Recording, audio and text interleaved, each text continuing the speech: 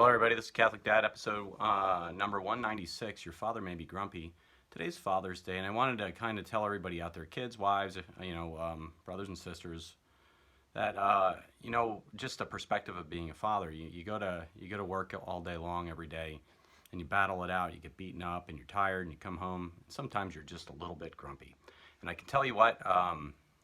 That's not okay. Dad shouldn't be grumpy. But here's the deal: when you walk in the house, and I'm not talking about my family, by the way, just talking about families in general. A lot of dads get a lot of pushback from kids.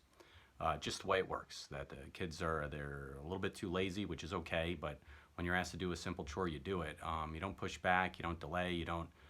When your dad walks in the house, you just be nice to him because he's out there combating the world for you. That's what he's out there combating the world for. And so just honor him. That's the point of Father's Day. That's the point of the fourth commandment.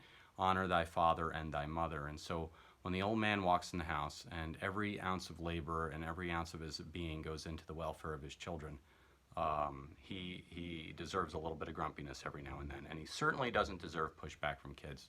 So if there's kids watching this video, you love your dad because he'd die for you. He really would, and that's just the way it works. And dads are supposed to die for their children if necessary. And he gives his entire life for your welfare, your well-being, and that's for Father's Day. And so, what else do I want to say about that? I guess that's all. So when your dad comes home today, or your dad's here today, try to not give him any pushback. Try not to be a little too lazy. Try not to be a little bit persnickety with your brothers and sisters. Try to give him a little ounce of peace in his own home, because that'll make him happier, and then he'll be a little less grumpy. This is kind of a two-way street, by the way.